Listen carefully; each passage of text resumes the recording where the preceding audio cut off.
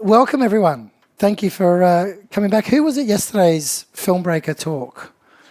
A couple of you. Okay, that's great. Excellent. Awesome. Nice to see some familiar faces back again.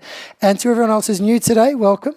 Thank you for coming along and listening in on the presentation, which is how to use your smartphone as a career choice. And right up front, that probably sounds a little bit of a bit laced with irony, I guess. If we think about it, who would think that you can actually make money or make a career out of filming on your smartphone? Anyone? Yeah, couple going. By the end of today, you'll be like, yeah, yes, I know, it's going to be me tomorrow. Well, excuse me a second. I'm going to kick off by showing you a little show reel. I'm not quite sure what the sound's going to be like coming through this speaker, but we'll give it a go. So this is like a little compiled show reel of just some of the recent projects we've been filming. These are being filmed entirely on smartphone.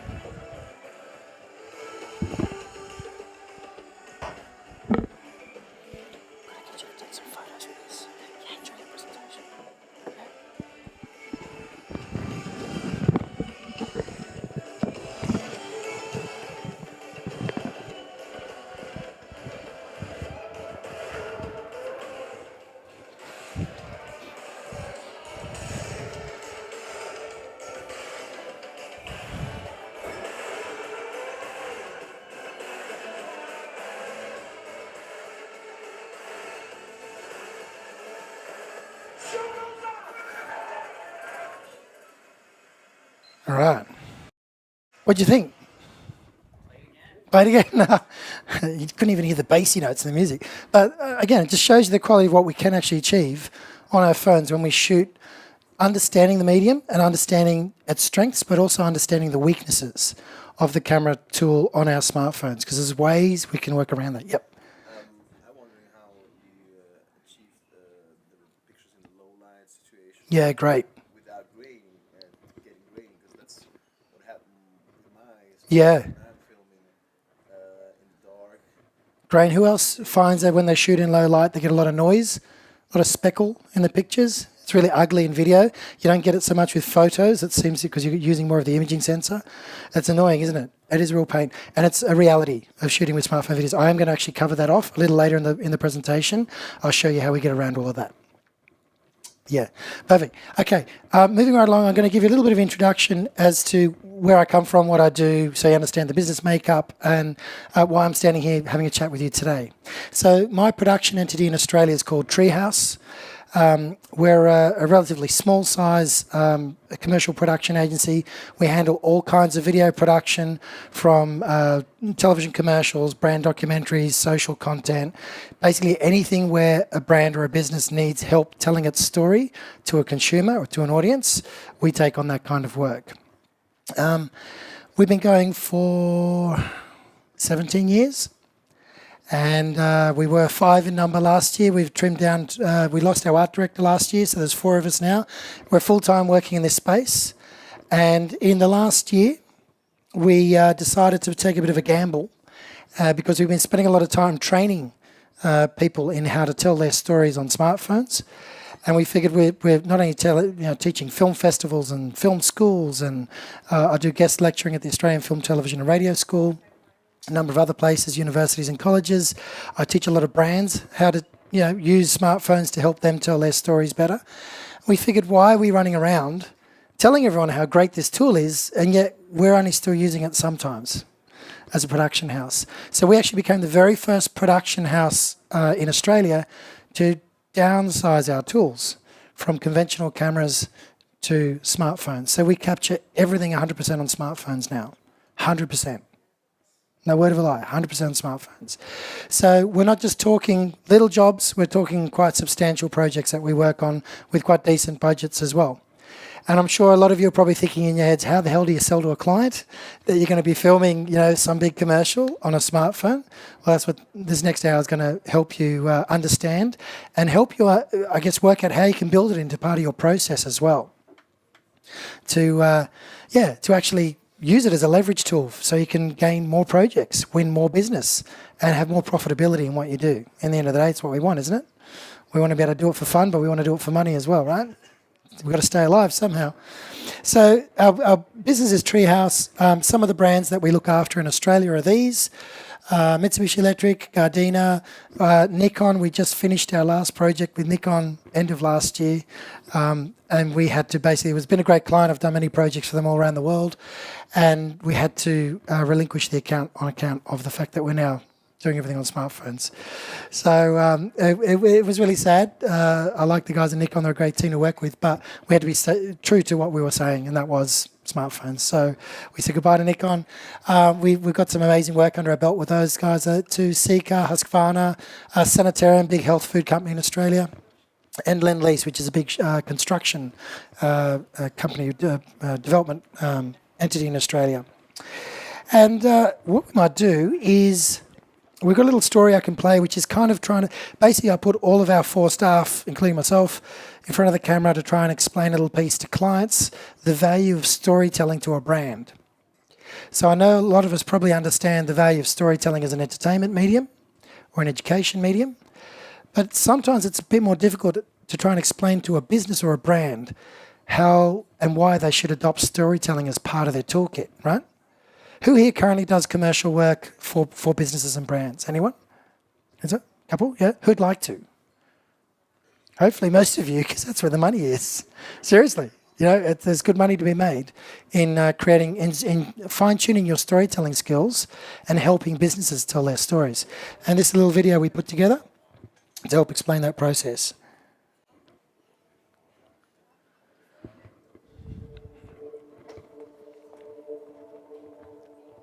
Storytelling doesn't just fit into a marketing toolkit. I think it actually needs to be the marketing toolkit.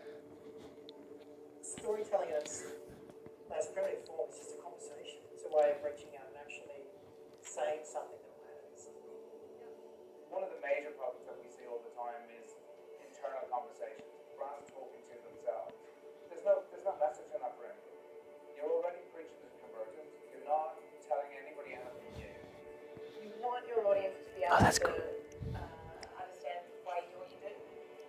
Things that are happening in the everyday in your business is what people are going to connect with. So not just necessarily the heavily produced stuff, but people want to see the behind the scenes. They want to see the people behind the brand. Learning to talk to people as individuals, I think, is really important.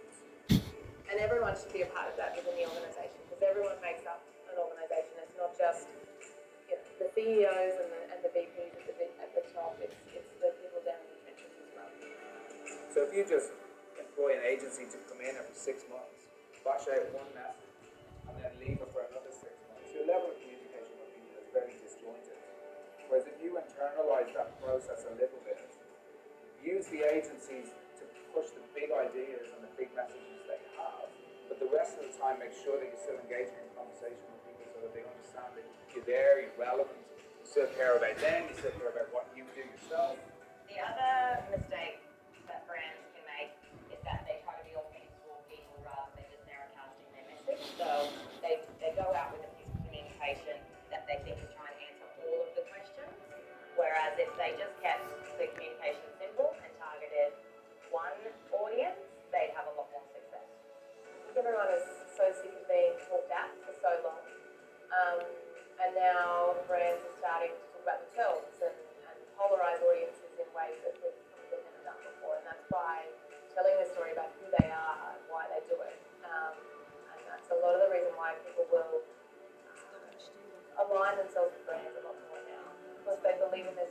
that wasn't part of that story. Always remember it wasn't just the engineering, as opposed to what you're saying. Really important. It's simply an opportunity to reach out, to find people that care about the same things that you care about, and have a conversation, start a conversation.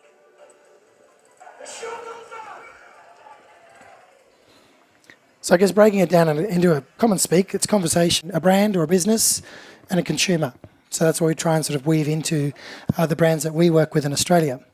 So that's Treehouse. The other entity that I have is called the Pocket Film Academy, which I was fortunate enough to win a state-sponsored prize for a couple of years ago in Australia, and managed to establish an online entity which was just to help give educational tools to people to help understand free tutorial videos, how to actually make things on their smartphone.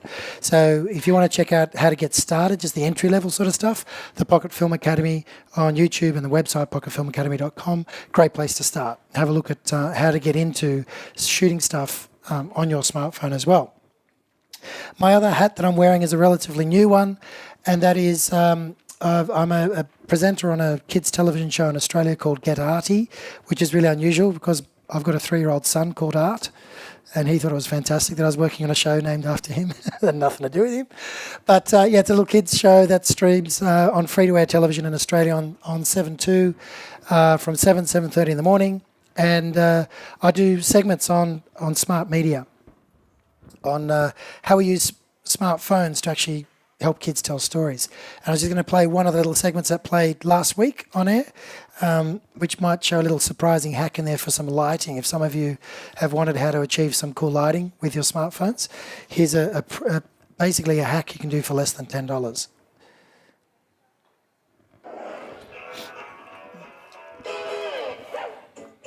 Hey, I'm Jason Van Genderen and I make films for a living.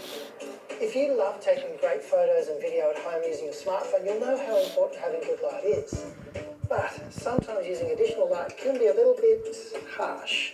So I'm going to show you how, using nothing more than some recycled shopping bags and some torches you can find at home, you can build your very own light diffuser. Now, LED torches like this are fantastic, but as you can see, they give out good strong light, but they also pump out some pretty strong shadows across my face, inside my nose and my eyes, and it's not very flattering really. If I try to actually inflate one of these bags with a bit of air and use it as a softbox, you'll see what happens.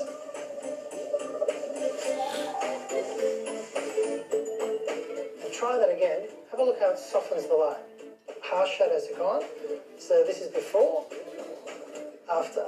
Pretty cool, huh? Now let's see what happens if we use different coloured plastic bags and see what effect that creates as well.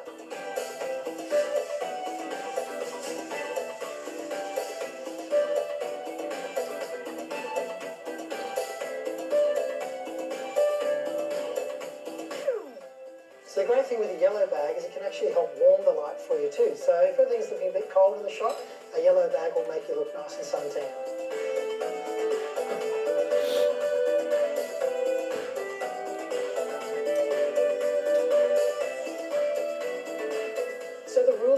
The smaller the lens on your digital camera, then the smaller the imaging sensor inside, and that's what captures the light. So next time you make your own home video, don't let a little lack of light get in the way. All right. Enough of that. So basically, like I said, we made the switch earlier this year. We basically pushed aside our conventional camera setup, and we transitioned over to capturing all of our projects now on smartphone. What do you think would be some of the challenges up front? What's going through your head when you sort of hear that and you think, say again? Basically, you're ramping up a smartphone to become a professional camera in the end, but using household items. Correct. Yeah. So it feels like you're sort of playing with a big toy box, doesn't it? And you can imagine if you're working with big brands and you walk into a presentation and you're briefed with all these other agencies, and you go in pitching, oh yeah, we're going to do this on a smartphone. What do you think they think? I can do that too. Thank you. I think this business guys think, yeah, why have to contract you if I have also a smartphone, stuff like this. I can do it myself. Exactly. Yeah. That's I think that was the brand's owners think. Yeah. It's right or. Any other thoughts? Too cheap? It'll be too cheap. Yep. Yep. What other? Just think about what challenges. If someone pitched to you and said, "Okay, we're going to do a $100,000 job, but we're going to shoot it on iPhone." Amateur. Yep. Yep. It's real. These are the real challenges we've got to face. And when we sat down as an agency and confronted this, it was. We're aware that we were going to face this sort of cynicism from our clients. But not only our clients, what do you think our colleagues and peers in the industry thought of what we're doing? I know you come from industry background in broadcast. What would you think if one of your colleagues that you've been working with for years and years and years turned around and said, that's it, we're transitioning our business to shoot entirely on Samsung S9, done? They'd probably think you're crazy. Yeah. You know, everyone looks at high-end technology as being the best, but high-end technology doesn't have to be the best. Yep. Often, if you can do a good enough image, maybe multiple shots of image, you can then actually mix those images together to produce a better production video. Yeah. And in my industry, I struggled probably 7 years ago to try to get people away from commercial CCTV cameras, which are a third of megapixel. Yep. And we're doing 16, 29 megapixel. And they're going, but why do we need that? And it's about, well, it's better. You know, you haven't got to spend, you know, carry on doing what you're doing. What you're doing is wrong. Change. Look at the future. Yep. So I think industry is going to be struggling to come up to where we are at the moment because we're innovators. We're pushing the boundaries. So, but this is really good. Great. Thank you. Cool. Yeah, so definitely challenges. There's definitely a lot of perceptions we had to smash through and still smash. We're still facing those challenges. We actually even joked one time before we started on one of our largest shoots we did that the client actually didn't know that we were going to be shooting this entirely on a smartphone. And it was a pretty big budget job. So we joked about, we had one or two approaches. If the client made a call and said, I'm going to be on set while you're shooting, we were going to look at a way to try and bury the smartphone in the body of another camera case, but still shoot on the smartphone inside another camera body to try and make the client feel it was in a bigger production environment. If they weren't coming on set, we were just going to be cheeky and we were just going to not hide anything. They thankfully didn't come on the campaign, so we got to full freedom and we got to shoot exactly the way we wanted to. We told the client after we presented the work to them. Reason with some clients we've done it this way is we didn't want them to prejudge the output. We didn't want them to have any preconceived notions because I think a lot of you in this room, we're all going to be guilty of that. You would think we're going to probably turn in a lesser quality product than something shot on a Blackmagic or a Red camera or something like that. We would think that it's going to be slightly more consumer quality than pro quality. And that's a common thought to have because that's what we're used to seeing. But the way we produce it, we know we can produce the quality of the high-end gear on the smaller footprint smartphone cameras. So with the clients where we didn't tell them where we're shooting on smartphone, as soon as we presented the work and they go like, we love it, and they've made whatever little tweaks and changes they had to make, we then went in and said, we want to now tell you the journey. We played a little behind-the-scenes film and we show them how we produced it. And their jaws drop. And we thought some clients might actually turn around and get a bit feisty and say, oh, you should have told us this and blah, blah, blah. None of them have. Every single one of them have turned around and been so incredibly impressed, they've made it part of the story. They've gone out on social and actually said, we've shot this, look at our new ad campaign, which is all shot on blah, blah, blah. They feel involved in the journey. And they look forward to the next piece because they want to be part of that growth and they want to understand it. So it's been a really good nurturing process for us with clients. And other clients we've had, we've just pitched it in straight away. We've gone in and we've actually made it part of our treatment. And we've not lost a single project by speccing a smartphone as our capture tool, not one. So people are open to it and they're embracing that environment. I'll show you actually two commercials we recently shot 2 months ago for Lend-Lease, which is a big property developer in Australia. Are they in Europe as well? Lend-Lease, anyone heard of them? Yep. So they own a lot of shopping centres in Australia, and we got brought in to do, because in Australia it's winter at the moment, I know, we had to do a autumn-winter fashion shoot. And we only had 1 day to film 2 commercials. Challenge number 1. 2 really high-paid models to showcase all this fashion. 1 day to film 2 quite extensive pieces. we couldn't have done this with a conventional setup. We wouldn't have had time. We wouldn't have been able to move around fast enough to capture what we did. And these are, I'll play them back to back. So this is commercial number 1.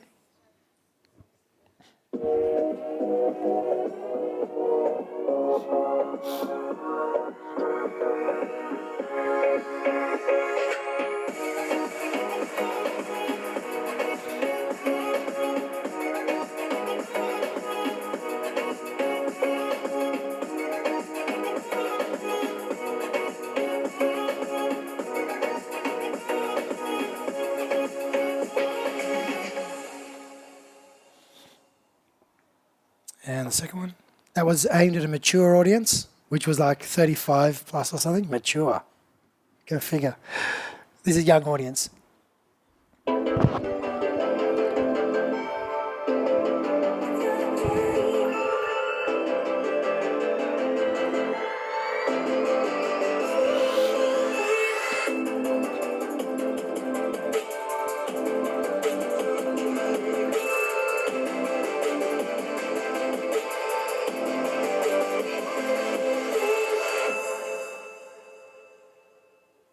Again, so examples of smartphone in a production environment, and if you were to see that pop up on television, you wouldn't think any different of it. You're not going to sit there and go, oh, it's been shot on something really crappy. You just kind of get caught up in the message, the music, and hopefully you go and buy lots of clothes. That's the end goal. So what are some of the tools that we're using, or where do we come from, and where are we now? And essentially, because of our previous relationship with Nikon, we were fortunate enough, I was a Nikon ambassador for 2 years, back in 2012 to 2014 in Australia. And so I got decked out with a number of really, really great high-end DSLRs, which we used extensively in a production environment. Great glass. Who here has shot much on DSLRs? Anyone? What do you like about shooting on a DSLR?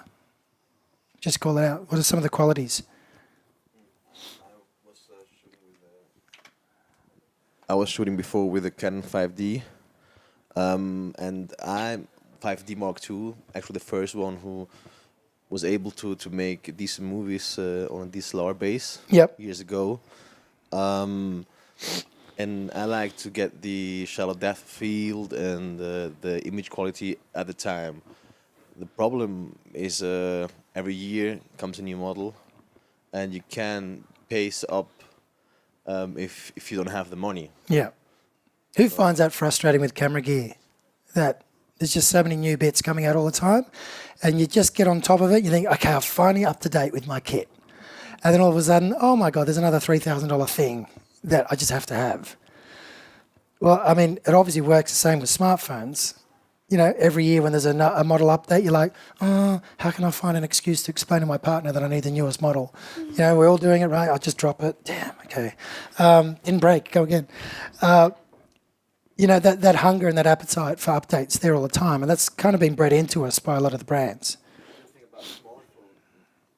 I think the good thing with the smartphone is if you have a contract with the phone company, and every 2 years, actually in Switzerland, you get a new one. Yep. So all 2 years, I'm up to date. Yep. So, and it's cheaper than to get the newest DSLR, and so.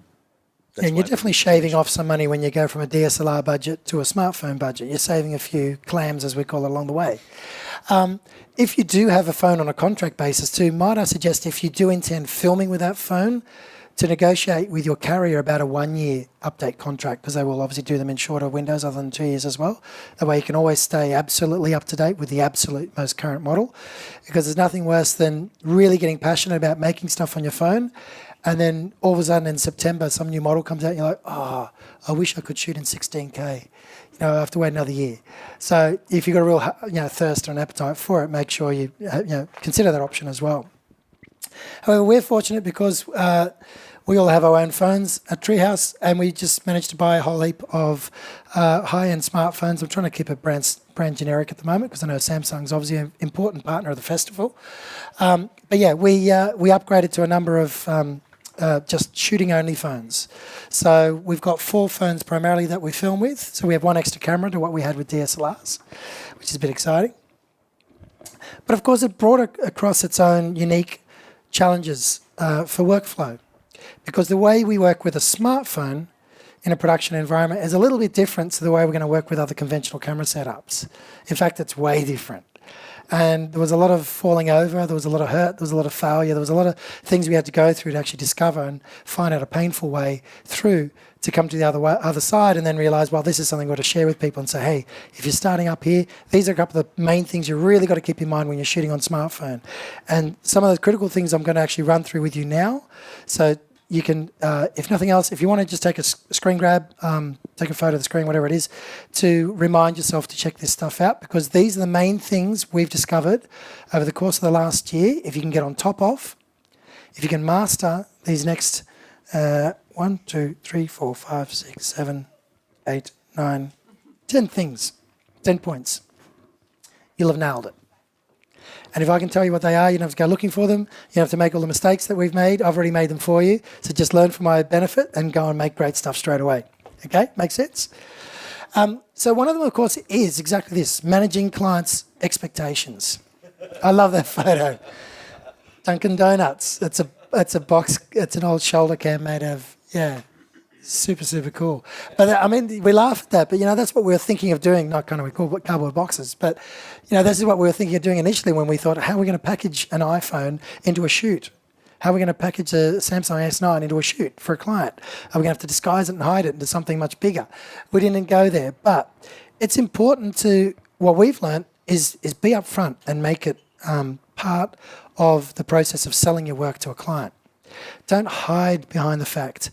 If you were at the Film Breaker talk yesterday, there was a lot of discussion about the way we talk smartphone production down. Organically, we do it naturally. We tend to make it a dismissive conversation rather than an empowering conversation. We talk about it like a secondary tool choice, not a first tool choice. So when you're talking with a business, they don't want to hear the negativity. They don't want to think that there's a second choice that you're putting forward for your production. They want to know if you're going to lead with a smartphone as part of your production aesthetic, that you've got a defined reason for doing it, and you're 100% behind it, you're 110% behind it, and you're going to back it every step of the way. It might even mean you saying, we pitch this treatment, and if the client's a bit nervous about it, you give them a guarantee. If you don't like what we do, we'll do it again. You've got to back yourself. You've got to back yourself into what you're going to be presenting. And so I call it pitching purposefully.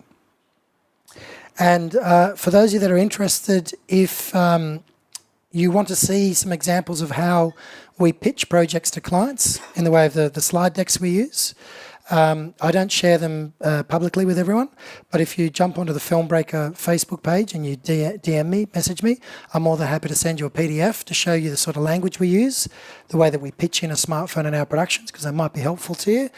But going in and leading with it as part of your discussion is a super powerful tool, because you're straight away going to get the client's attention.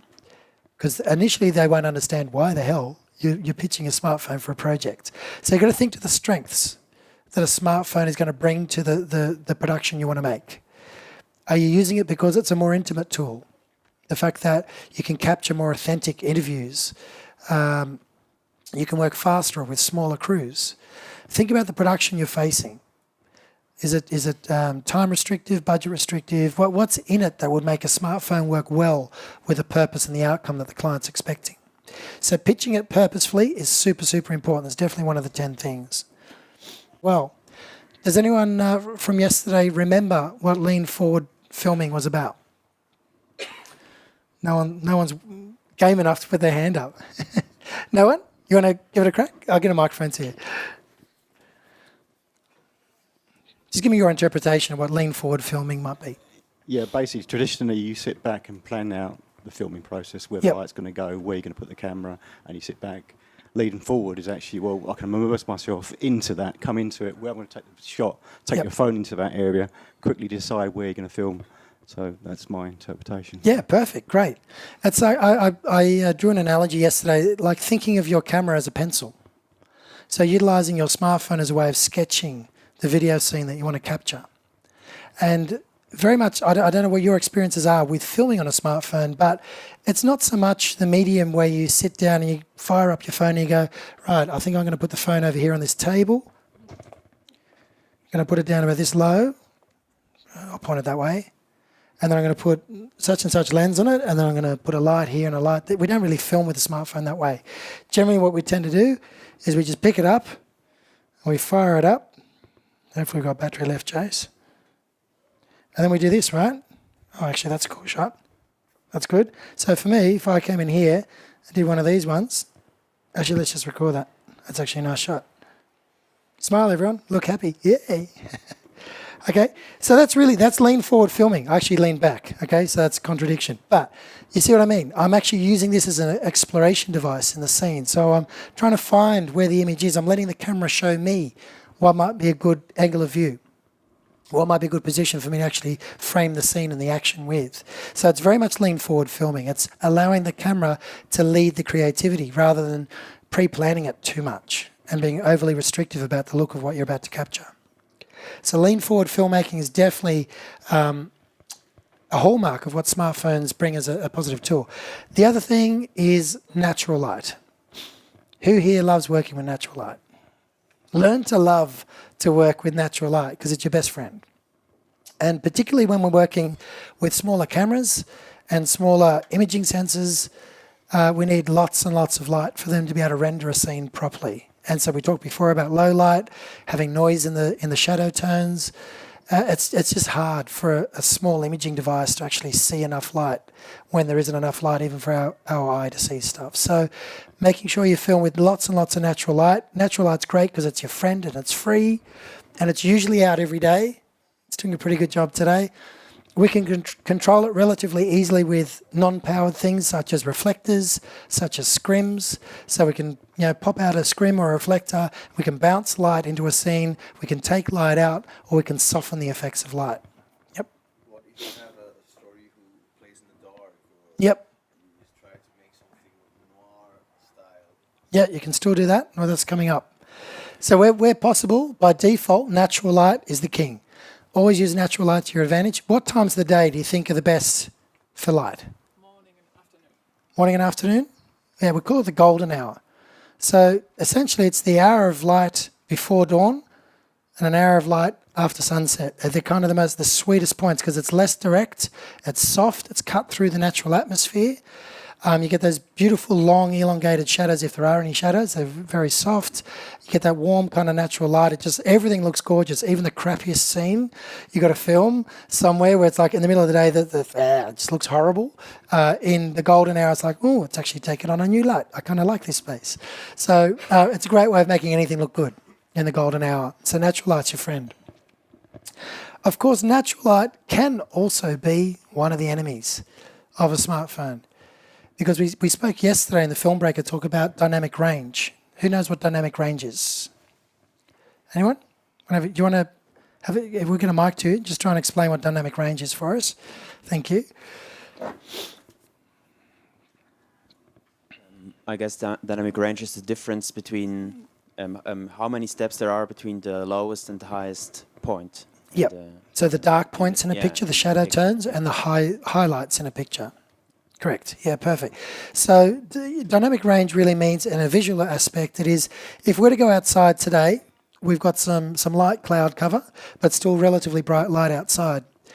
If we were to film anything on our smartphone outside, say we go to the opposite side of the street, we point back to the hotel across the road here, which is all black.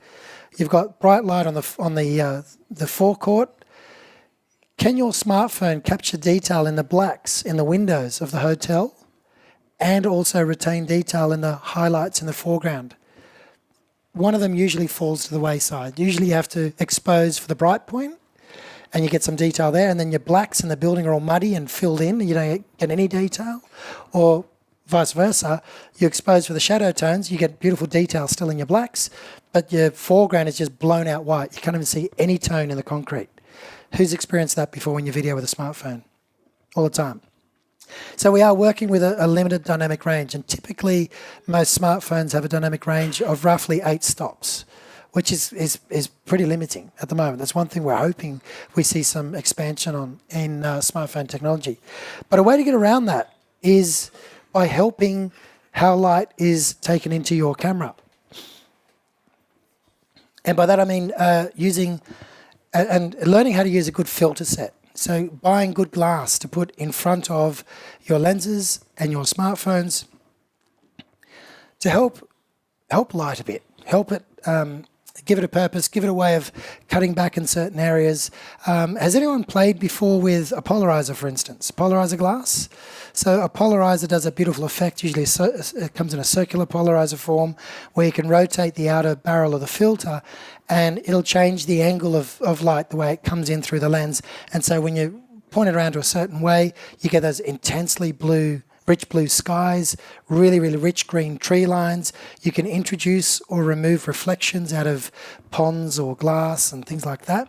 So a polarizer is an incredibly useful tool to have with any camera setup.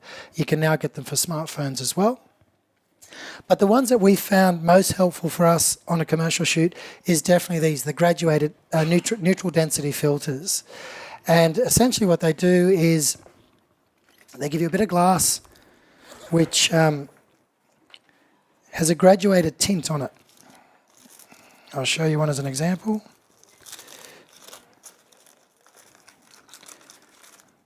So see that? It's quite smoky and dark at the top, and then it vignettes into clear glass. So when we're filming, for instance, Andre, if I'm to film you here, I'd move you away from that little spotlight there and I'd just sort of bring you forward a little bit so you'd be less brightly lit by the spotlight. The problem is, if I was filming you, I'm going to be getting a lot of bright light still coming from outside. And I don't want to just see a white panel here in the picture. If I'm filming this, that's a typical smartphone look. All of a sudden, Andre is beautifully exposed. This is all working for us in here, but out there looks horrible. You can't see a thing. Right? So the way we use a neutral density filter is we place this in front of the lens of the camera and we slide this in at the right angle just to cover up the overexposed area to the left coming in through the glass. All of a sudden it brings back, so it adjusts our exposure. It cuts this back and it still allows us to work with the natural exposed light inside here on our subject. So neutral density filters are perfect ally for any kind of smartphone filmmaking and photography. And if you haven't played with it, I reckon a filter set is actually a more worthwhile investment if you're starting out than lenses on your smartphone. That's how much I believe in filters, and that's why I put them up front before lenses, because they're going to create a dramatic difference to the look of your shot. Coming over here on the plane, where was it? The thing is, this little filter set in here probably cost around $700 all up. All the glass I've got in here and the filter adapter. And that's a substantial investment. When you're doing more commercial work on this stuff, that's nothing really. But if you're starting out, that's pretty steep. So in Singapore on the way over, all of a sudden I went through a gadget shop, as I do. Who cannot resist the lure of a good gadget shop when you're traveling internationally, right? Doesn't matter if you're just going across the border. It's like, oh, it's duty free, let's just have a look and go for another hour. And I found this, the NISI Pro Series Smartphones filter kit. And this thing it was 69 Singaporean dollars, which I'm not quite sure what that might be in your local currency, probably around $50, maybe 55. It's a tiny little filter set, which comes with a tiny graduated filter. Look at that. And a polarizer. So it comes with a polarizing filter. And once you screw this on your phone, you can actually turn it around so you can angle it, just like I explained there with angling it for that light. And it comes with a universal clip adapter, which you screw onto the back of, and then you can just clip it over your phone wherever your lens on your particular smartphone happens to be. It's really super cool. I hadn't seen these before. For around $55 to be able to introduce filters to your smartphone filming, this is a revolutionary tool. I think this is fantastic. Who would spend $55 on something like that if it's going to dramatically change what you can video? Yeah, I know, I should have. I'm going back that way. Thank you for the idea. My wife may not agree with you, but going back through Singapore. So if you know anyone working in a gadget shop, look out for me. I'll be one wearing this shirt. Graduate ND filters. Okay, secondly, noise. The only way to get around noise in your video imagery on your smartphones is to make shooting with a low ISO a priority.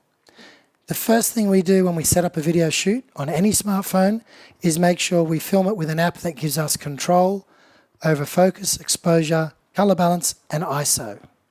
And the first thing we go in and change is the ISO, because the lower the number, which in this case is the 23 up here, that's our ISO. This is in an app called Filmic Pro. Who's heard of Filmic Pro? Who does not have any other app on their phone, whether it be an Android or an iOS phone, who has no other camera app other than the basic camera? Yeah, that's okay. Write down Filmic Pro, Filmic Pro. It'll give you complete manual control over every function of your camera in your smartphone. It actually makes your camera in your smartphone think it's a DSLR. You've got that amount of control. That's fantastic. And being able to go in and tell the imaging sensor in your smartphone that you want to shoot with ISO as a priority is the only way you're going to get rid of noise in your imagery. When you shoot with low ISO, when I've got it down to 23, basically my barrier is about ISO over 125. I don't go over 125 because I know it's going to be too grainy for me to use, particularly for any broadcast type applications. I can't get rid of it with filtering or anything. So it has to be less than 125, and normally I'll go as close to 22 as I can get. So that way, if I introduce that into a night scene, if I want to film some dark kind of dramatic scene at night or low light, as long as I'm filming with a low ISO, I can see straight away in front of me what I need to do about my lighting. And if I put it on a low ISO, say if I got it on 100 and I still can't see my subject, that doesn't mean just relax your ISO and go up and let the video noise creep in. That means your smartphone's not really going to be able to is not capable of capturing this scene unless you bring lights in. So then we introduce lights into the scene. We bring enough light in until the smartphone can see it at a low ISO, and then we press record. Anything else is a compromise, and you won't be happy with the end result. You'll just end up going, we'll have to reshoot it. Who's played with all sorts of denoise filters and things on smartphone footage to try and get rid of speckle before? Anyone? Yeah, it's a pain. It's a head wreck. Like, you can spend hours sitting there trying to use third-party software to get rid of it, and you're never going to get a really clean result because it makes it a bit soft and blurry. So ISO is, I can say one more time because I really want you to think about it. ISO is the most important camera setting to learn how to master on your smartphone. And I know, of course, some, I believe, does the Samsung actually give you control on ISO? I think it does, yeah, so that's great. So you don't even need Filmic Pro for that matter, but you can put Filmic Pro on a Samsung quite happily as well. It's a great app. It gives you a lot of control over manual features like your audio, your exposure, your focus, your white point. You can work with color profiles. You can work with histograms, focus peaking, all those things that we're used to working with in more fancy cameras. You can now overlay as a programmable screen on your smartphone. Profiles, I mentioned that before.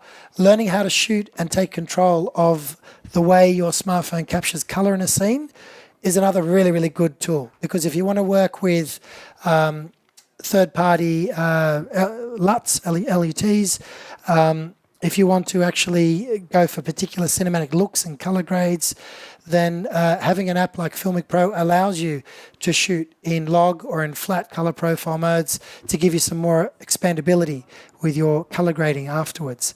So this is a more higher end type thing, but it's definitely the way that we shoot commercially. I resisted it for years. I was working with all these DOPs who would always show me the on-screen preview on set, and I'd be like, God, man, Gavin, that looks shit. It's all grey. It's terrible. Where's the colour gone? Look, I'm shooting it in log. And what's log? It's the thing you sit on outside, isn't it?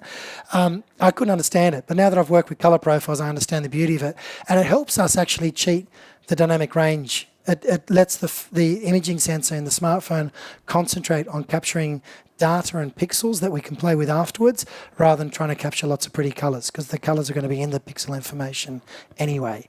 But trying to maximise the computing power of your smartphone to work towards favouring contrast information in pixels is more important than colour. I spoke yesterday in the Film Breaker session about the importance of what is the look that's going to define smartphone cinematography. We don't even know what that is yet because it's relatively new. And everyone that's sort of been a part of the festival is really helping define what this new look is going to be. But undoubtedly, adding lenses to your phone is entirely possible. Some people love it, some people hate it. I understand both camps. I have equal joy out of running around with just my phone and nothing on the front and just filming as we are today, as I do with coming out with something like this. So this is a, if I don't have locked this up, here we go. This is a iPhone, it's missing an iPhone at the moment, but normally has an iPhone 10 in the back. And it's sitting in a Beast Grip. Who's heard of Beast Grip before? So a camera cage system. So basically the Beast Grip is probably the #1 selling one in the world at the moment. It is an expandable camera rig system. So it'll fit any size smartphone. And it also has a lens attachment or a lens accessory mount which goes up and down and across. So wherever your lens sits on your smartphone, whether it's on the edge, on the middle, wherever, you can maneuver it so it'll fit and work with a Beast Grip. The other thing we have on here is a depth of field converter, and that essentially just means we can put DSLR lenses on our smartphone. The lens that I happen to have on the front of this one, you got to admit that looks pretty cool, right? Yeah, that's the one I bring out for all the photo shoots. It's like, oh, look at my iPhone. So this one happens to be a Petsful lens. Has anyone heard of the Petsful lens? It was crowdfunded on Kickstarter a couple of years ago. And it's a remake of the early Russian Petsful lens, which it's all brass and glass. It's amazing because it's known for this beautiful swirly bokeh that it introduces in the background. See how we get that beautiful patterned shallow depth of field? But it introduces a swirling, rolling pattern to it, which is really nice. The good thing with this lens is we can introduce how much that swirls or how little. The other great thing is we've got manual aperture plates. So we can change the size and the shape of the aperture and the way that it casts the patterning in the background of the image by changing and swapping out these plates. So this is a lens that I love working with. It does give us beautiful shallow depth of field. This is the exact setup. I've just filmed a new commercial series for Mitsubishi Electric in Australia, which is going to air when I get back home again. And the other little thing I've got in here, one of the hard things is as soon as we start accessorizing our smartphone, we talked yesterday about the lightness of a smartphone being a real issue, right? Because you're holding your hand and your arm wants to shake because there's no mass there. This is a great way of introducing mass into your camera because this feels quite heavy. I'm happy for you to have a hold of it afterwards. But that introduces another problem because if I'm hand holding this, I was filming on a rooftop of a building in the CBD of Sydney a couple of weeks ago. It was beautiful sunset. I was filming some talent sitting there enjoying the sunset. And then this gale of wind blew out of nowhere. And do you think I could hold my camera steady for a second? I was shooting 50 frames a second. I was thinking even that's not going to save me. I just could not, while I was trying to pull focus, get this thing steady enough. So keeping your camera steady is really important. This is a device by Edelkrone. I love it. It allows you to extend the arm out. You can clip it onto your belt or your pocket. And then you can kind of lean on yourself to help support the weight of the camera. The other thing I've got in here is the Edelkrone wing, which allows me to do, once I've got it nice and steady, I can do little slides effortlessly. It just glides, right? And I'm just hand holding this at the moment. So this is kind of my little hack system for creating maximum flexibility when I'm on a run and gun shoot, when I can't afford to go and I haven't got a quarter of an hour to go and set up a slider or a jib, and then this is the kind of system that I'll use.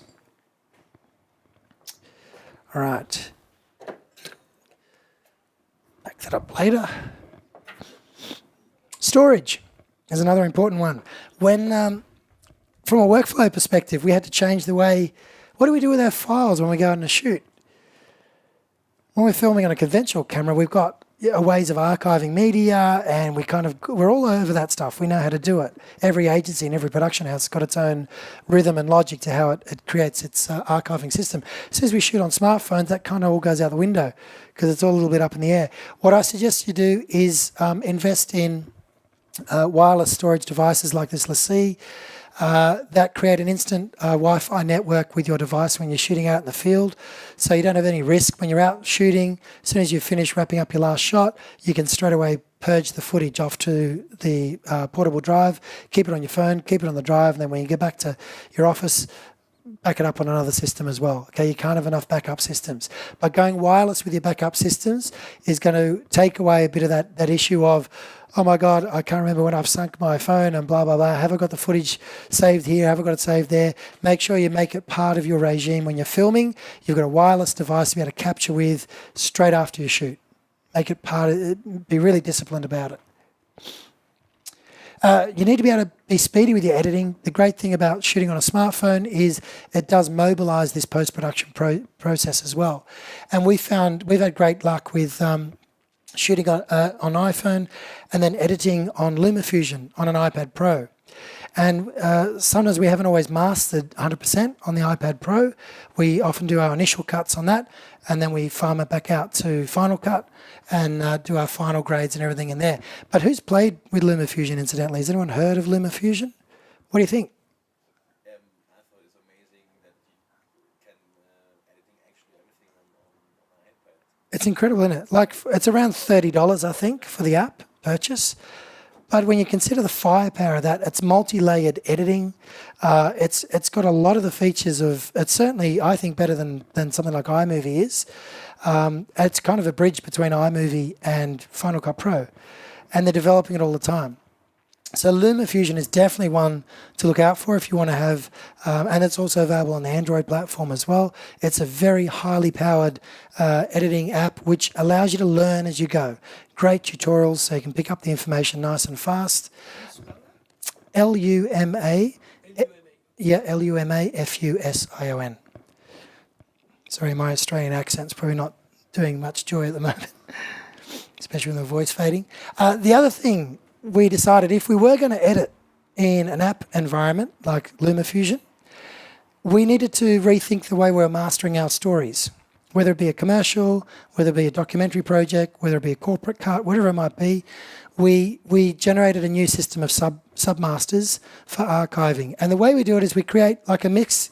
The end file we make, which is all pretty and with the music and the stuff we were playing before, was what we call a mixed master, right? That's where we've got picture lock off, it's graded, you've got all the graphics in there, you've got the music, you've got the voice, you've got sound effects, it's all sandwiched together, the end file. That's great. Pump that out, keep that at the highest quality. The issue that we're forecasting is what if, like for instance, those shopping centre ads we did for Lend-Lease, what if in a year's time the client comes back and says, we're not doing, they wouldn't do it for fashion, but they'd do a new one. But say, for argument's sake, they said they want to change the one we just did, but they want to change the text in it, or they want to swap out the music track. Then we might be stuck because we can't really pull apart this so much. You can, in LumaFusion, archive off your project, which as a higher end workflow we would do. But if you're starting out, the quickest way to cover your skin for a client that wants to make changes is you create a mix master of everything. That's what you give them. Then you spit out a vision compile only. So a QuickTime file of just the vision, no graphics, no text. Then you spit out an audio track, which is just dialogue, any dialogue that's in the scene. Spit out just a dialogue track only, a music track only, and a sound effect track only. Those 4 assets here will save you if you've got to make any changes to the project down the track. And if you, for whatever reason, can't unarchive the project out of the app, you've got the insurance of having these other sub-compiles here to fall back on. And once you sandwich this on top of this, on top of this, on top of this, you've got the original final compile file again, and you can just go in and swap out the piece of dialogue you don't want, or swap out the music, or add in the new graphic. Make sense? It's a really, really good discipline to get into. Like, seriously, if you want to remember it as a workflow thing, take a grab of that, because it's definitely a useful way to keep your files. First impressions. Who here still gets out and about and just lands the old business card when you're doing a pitch to someone? When you're meeting someone? What do you hand out? Does anyone have... Who's got a business card? Hands up if you've got a business card. Get them up. Cool. How do you find them working for you? When was the last time someone took your card and went, whoa, fuck, that's amazing. This is incredible. When was the last time someone said that? Be honest. Did anyone? Feels nice, yeah, good, tactile, yeah.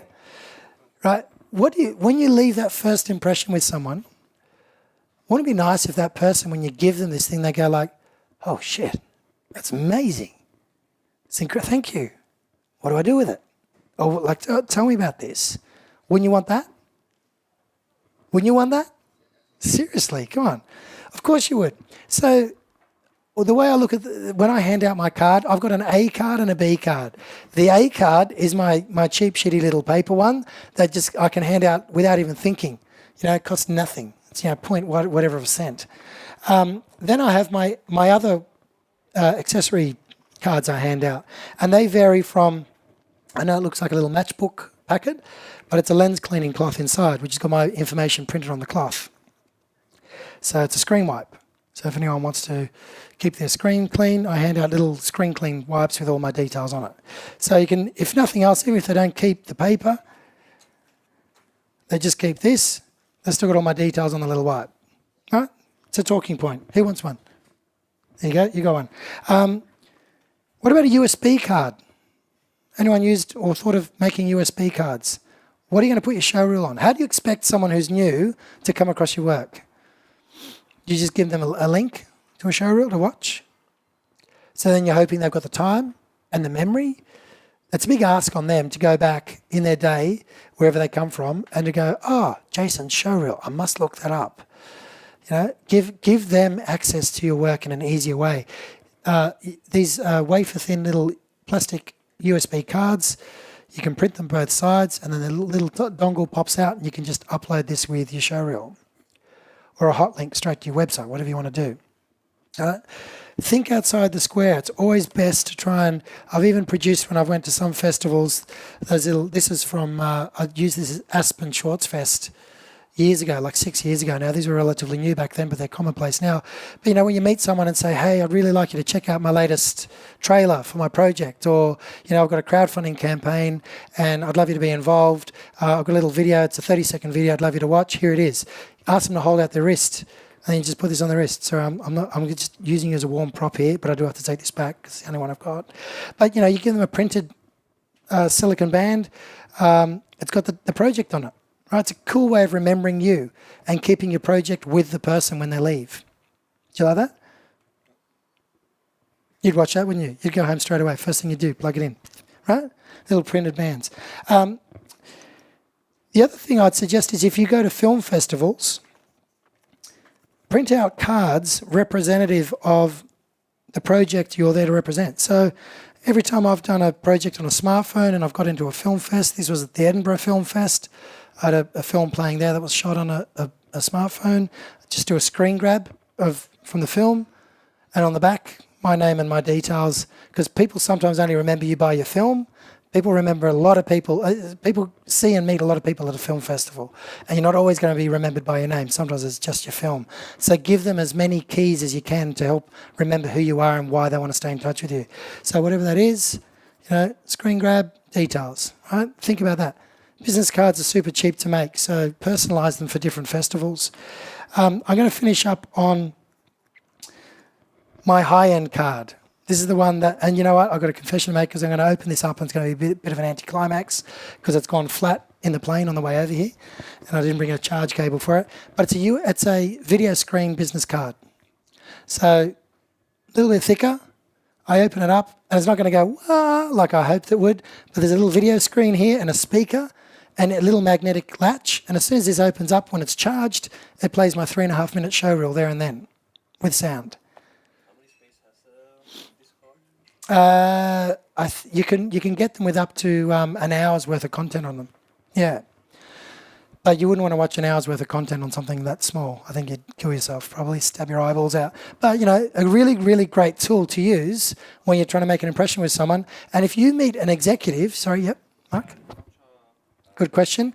About $50 a unit. And I can already hear people going, ooh, would you spend $50 on a business card? If you meet the VP of Warner Brothers, if you meet Baz Luhrmann, if you meet, think of a famous director or a producer that you'd love to make contact with. If you have an opportunity to spend time with them, do you want to leave them with a paper card? Or do you want to leave them with something that they open up and go, Jesus, that's amazing, that's incredible. What is this? Tell me. Oh, wow. They've got your work straight away. They don't have to plug it in anywhere. It's usually charged and straight away you're ready to go. Yep. I buy these online. There's places in Australia that make these. There's plenty of places in China. Just look up video business cards. There's plenty of them out and about. There's some screenshots up there. But just be inventive. Think about when you're making your marketing tool and your promotion device, think about a clever way that you can position yourself and leave a lasting impression in the minds of the people you connect with. It's really, really important. Yep. 50 bucks a unit. And what is the Printed. You can. I think I usually order them in units of about 50 at a time. Yeah, so it's a substantial investment. But if I'm reordering them time after time, it's because they bring me work. $1,000 per order? Easily, yeah. 50 times 50. That's more. 2.5. Yeah. But if it lands you every time, if 1 in 2 of those cards brings you a project, it's worthwhile, right? You just build it in the price of what you do. If you're not building into the price of what you do as a business, these promotional things, then you've got to kind of rethink your marketing strategy a bit. Add it in, right? Your projects will pay for these things. They don't have to come out of your own pocket. This is our current cards we use in our agency, the bottom right-hand corner there.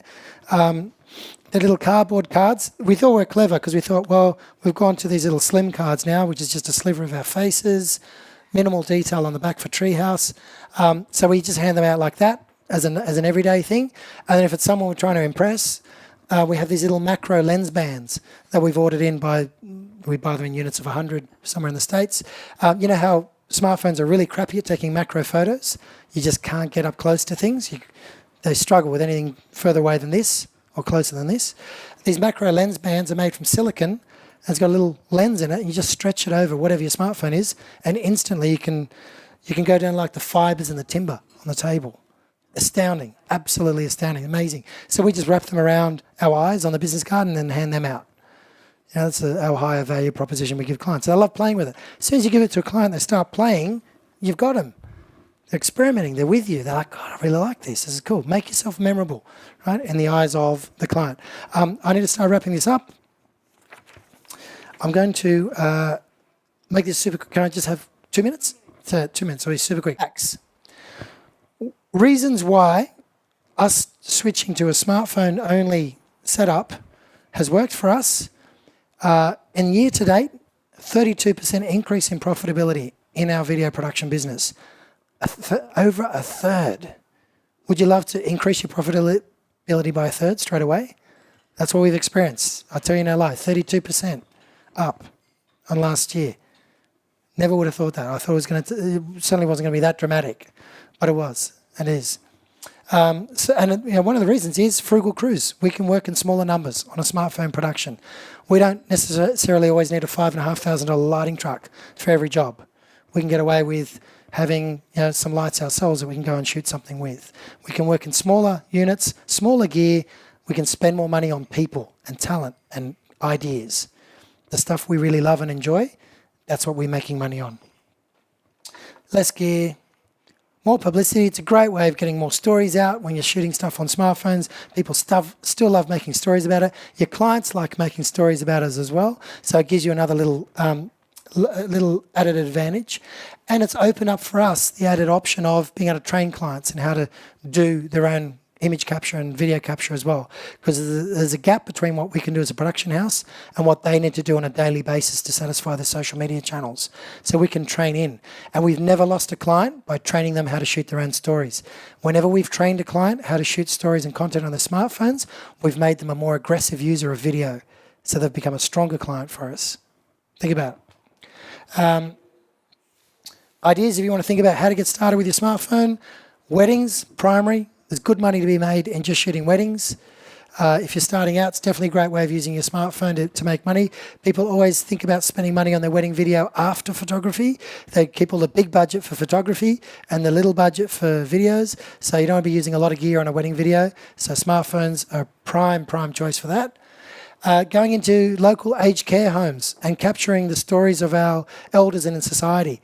Families are really warming to this at the moment, and we've certainly found in Australia a lot of people spending a lot of money in capturing stories of their parents and grandparents before they pass on. It's a great way of doing it. Genero, who's heard of Genero? Genero.com, online pitching and briefing platform for brands all over the world. We've picked up jobs on there, $30,000, $50,000 US.